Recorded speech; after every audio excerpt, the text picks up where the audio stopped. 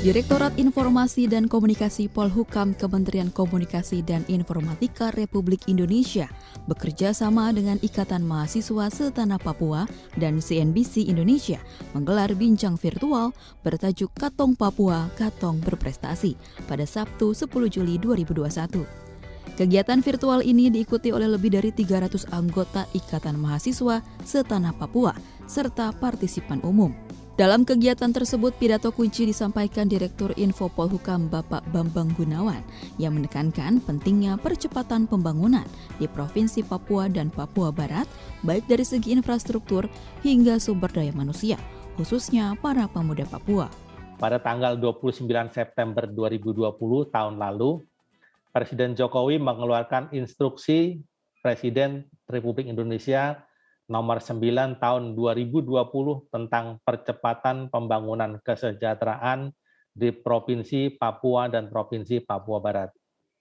Presiden menghendaki hadirnya langkah-langkah terobosan, terpadu, tepat, fokus, dan sinergi antar kementerian atau lembaga dan pemerintah daerah.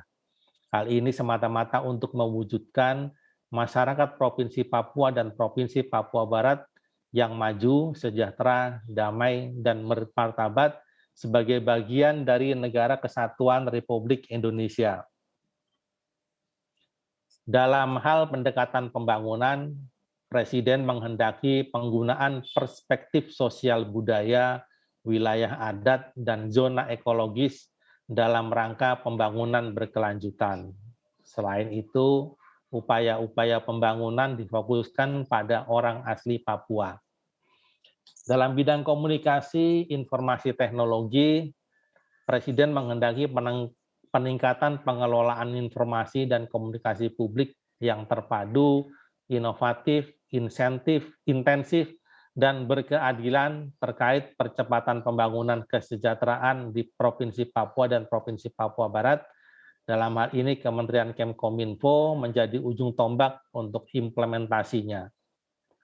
Tugas lainnya juga ditegaskan oleh Presiden Joko Widodo kepada Menteri Kemkominfo, Bapak Joni Jirat Plate, agar mempercepat pemerataan infrastruktur teknologi informasi dan komunikasi di seluruh wilayah Indonesia, termasuk di dalamnya adalah pengembangan startup digital kaum muda Papua. Bapak, Ibu, serta para peserta webinar yang saya hormati, kaum muda Papua adalah masa depan Papua, dan masa depan Papua tidak akan banyak berubah jika kita tidak bertindak secara cerdas. Presiden Joko Widodo telah mendorong seluruh kementerian dan lembaga untuk mempercepat pembangunan kesejahteraan di Provinsi Papua dan Provinsi Papua Barat. Maka ini adalah kesempatan yang baik, ini adalah momentum yang harus dioptimalkan pemanfaatannya oleh kita semua. Secara khusus kaum muda Papua. Kita raih kesempatan untuk tumbuh dan berkembang dalam dunia teknologi informasi komunikasi, baik sebagai mahasiswa-mahasiswi Papua maupun sebagai pengusaha muda Papua yang berprestasi. Tak lupa kami ingin menyampaikan bahwa pada hari ini Sabtu 10 Juli 2021 adalah 84 hari menjelang pembukaan Pekan Olahraga Nasional ke-20 di Papua. Mari kita dukung ajang pesta olahraga sebagai prestasi atlet kita di bidang masing-masing.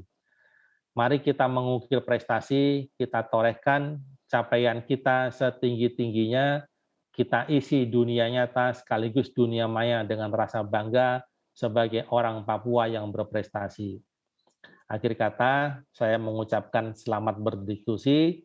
Semoga kegiatan ini bermanfaat bagi kita khususnya dan umumnya bagi bahasa Indonesia. Hal yang sama dikatakan pemerhati budaya Papua Bapak Sukanto Alibinoto, di mana pemerintah dalam beberapa tahun terakhir sudah optimal untuk dapat menyejahterakan rakyat Papua. Kini tinggal bagaimana pemerintah daerah mengejawantahkan apa instruksi Presiden dan mendorong para pemuda Papua untuk dapat membangun daerahnya. Pemerintah sudah melakukan banyak hal untuk kemajuan Papua. Sangat banyak sekali. Beberapa tahun terakhir ini sangat luar biasa perkembangannya. tapi perkembangan kemajuan ini kurang diiringi oleh SDM yang memadai oleh orang-orang Papua sendiri. Pendidikan yang diambil oleh mahasiswa Papua kurang beragam. Kalau saya lihat mereka hanya fokus setelah lulus akan jadi ASN, aparatur sipil negara atau pegawai negeri, jadi polisi atau tentara. Tapi mereka kurang berminat dalam bidang-bidang lain, contohnya arsitektur, sipil, mesin, ataupun bisnis. Di Papua jarang sekali ada salon yang milik orang Papua dilakukan oleh orang Papua.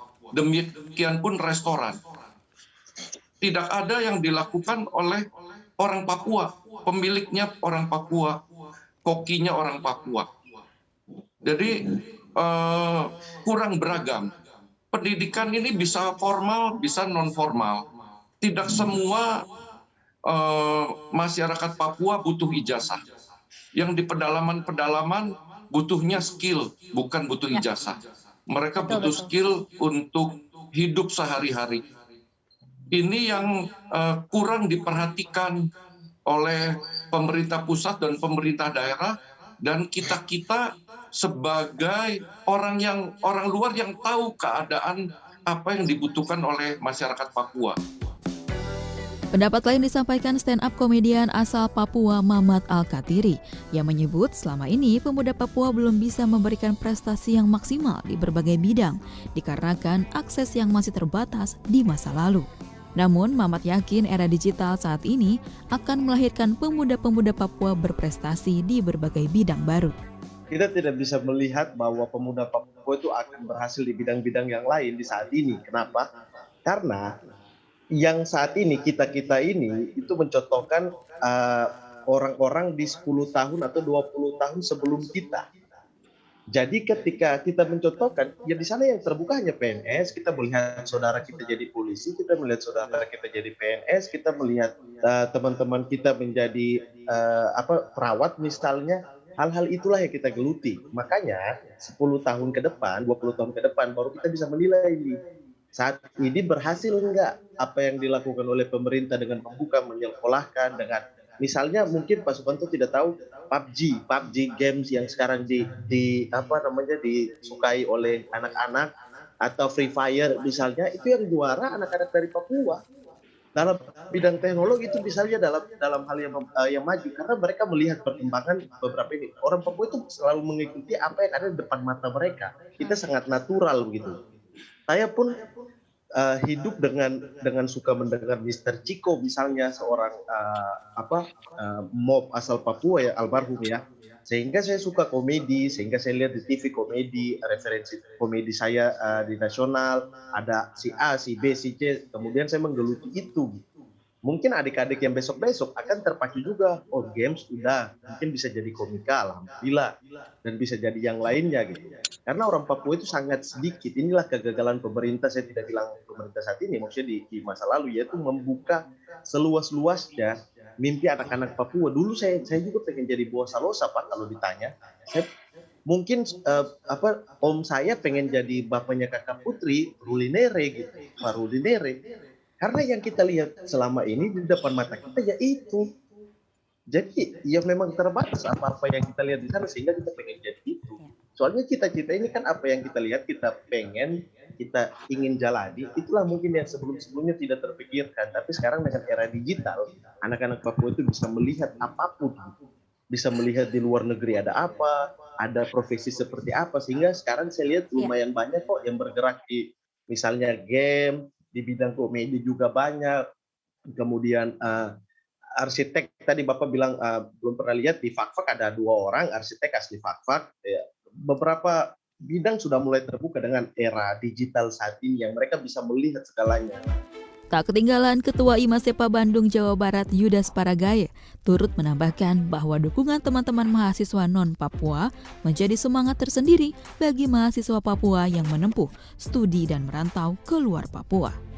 Karena kita mahasiswa itu pengen untuk dekati dengan teman-teman di sini, yang terutama itu seketika baru datang itu kita pengen untuk menyesuaikan, cuman karena kita punya bahasa dialek yang berbeda, dialek cara kita yang berbeda, maka kita malu dengan pendekatan dengan teman-teman di sini. Karena teman-teman di sini bingung. Kita berbahasa Indonesia, tapi bingung. Contohnya seperti ini, saya pernah lakukan seperti ini. Satu kali salah satu warung yang saya masuk, dari penjaga warung itu dikasih teh tawar. Saya kira teh itu dicampur gula, padahal itu tidak dicampur gula, hanya air putih tapi dipakai air panas, lalu dikasih. Nah seperti itu, jadi kami mahasiswa itu pengen untuk dekati dengan teman-teman di sini, cuman kita dialeknya itu yang berbeda. Dan kita mau mendekati juga, kadang malu dengan kita punya dialek cara kita. Saya jujur kalau kita Papua itu berbahasa Indonesia yang sebenarnya. Gitu. Jadi kadang kita mahasiswa Papua itu, kadang teman-teman di sini bingung, kita pakai bahasa Indonesia tapi teman-teman bingung. Begitu. Jadi kita mau mendekati mereka karena teman-teman di sini kadang bingung dengan kita punya cara. Jadi mungkin karena kita punya fisik atau apa seperti itu. Sebenarnya itu tidak ada dipersoal. Ya, betul. Yang harus kita pikirkan itu kita harus belajar situasi di mana kita kuliah.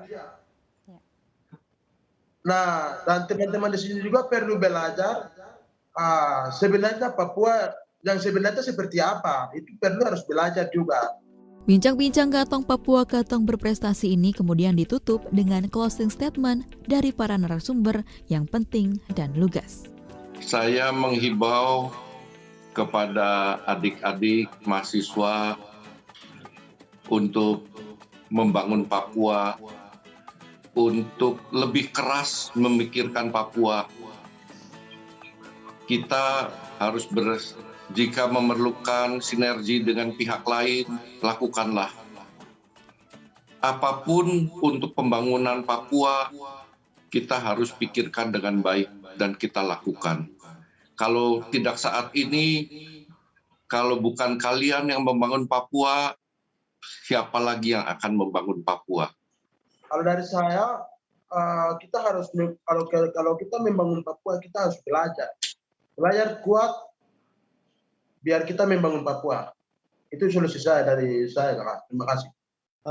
Untuk adik-adik di Papua ataupun kita sekarang, jadilah apa saja yang kita mau gitu untuk tanah Papua. Jadi kalau pengen jadi pilot silahkan berjuang untuk jadi pilot, pengen jadi dokter silahkan berjuang, apapun itu, pengen jadi gamers, pengen jadi YouTuber, pengen jadi stand up comedian silahkan, apapun yang kalian mau kalian bisa lakukan karena sudah ada contoh-contohnya bahwa yang saat ini ada juga bisa melakukannya, bahwa tidak ada pembatas apapun. Karena yang kita pikirkan bukan Papua saat ini. Yang hari ini kita tanam fondasinya akan kita petik di 10 sampai 20 tahun kemudian. Jadi pikirkan jangka waktu itu. Kalau kita mau Papua maju di 20 tahun kemudian, lakukannya dari sekarang. Itu saja. Terakhir, kegiatan ini diharapkan mampu membawa semangat bagi para pemuda Papua untuk mengukir prestasi di berbagai bidang, terutama bidang-bidang yang sebelumnya jarang dilirik oleh pemuda Papua.